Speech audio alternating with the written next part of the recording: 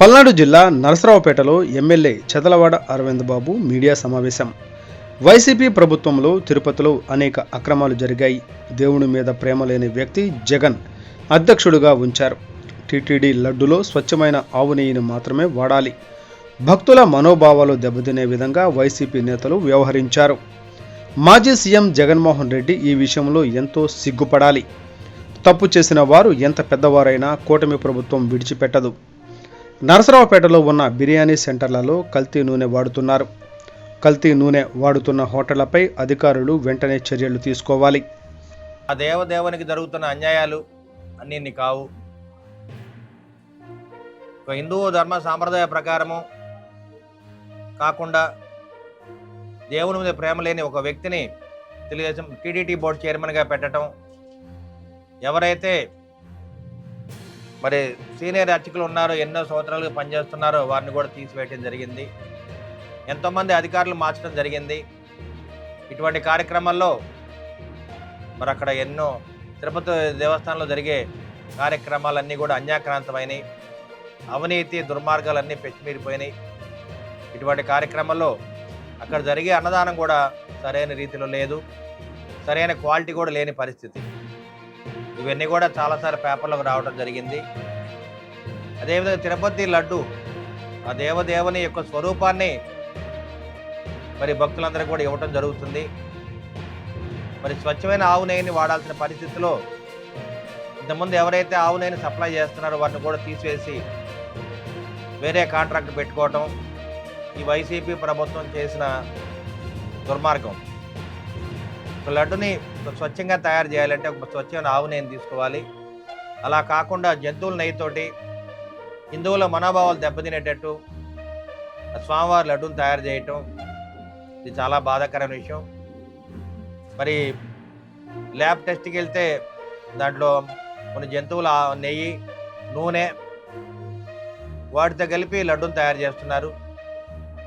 మరి నిజంగా అయితే ల్యాబ్ టెస్ట్లో మరి చాలా రకాల సన్ఫ్లవర్ ఆయిల్, కోకోనట్ ఆయిల్, మరి జంతువుల ఆయిల్ ఇవన్నీ కూడా దీంట్లో టెస్ట్లో వచ్చినాయని చెప్పి, ట్రేస్ ఉన్నాయని చెప్పి తెలియజేయడం జరిగింది.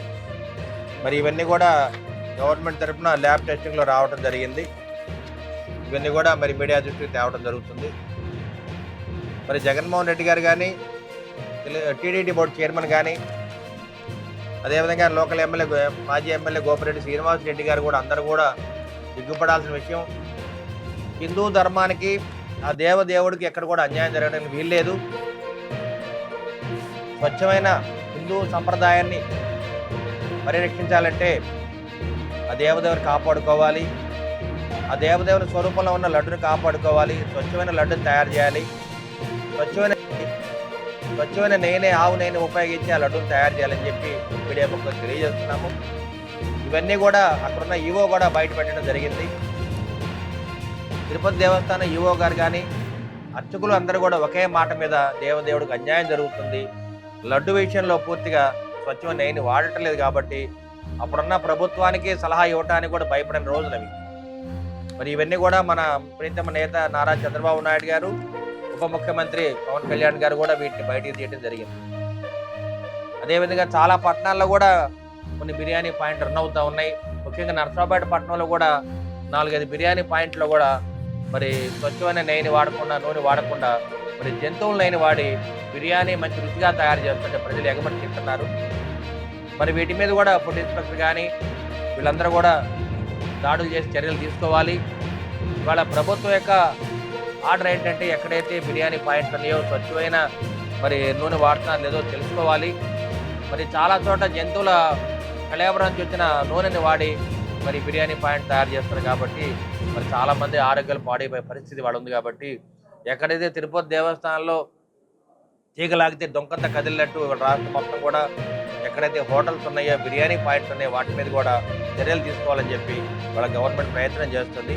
వీటన్నిటి కూడా దృష్టిలో పెట్టుకొని మీడియా వాళ్ళు కానీ మరి ప్రజలందరూ, భక్తులందరూ కూడా దీని మీద దృష్టిలో పెట్టుకొని ఏదైతే ఎక్కడైతే అన్యాయం జరుగుతుందో, ఎక్కడైతే జంతువుల నూనె వాడుతున్నారో వాటి మీద మనం కూడా పోరాటం చేయాల్సిన పరిస్థితి వచ్చింది. కాబట్టి మనం అందరం కూడా దేవదేవునికి అన్యాయం జరగకుండా మనం అందరం కూడా అండగా ఉండాలి.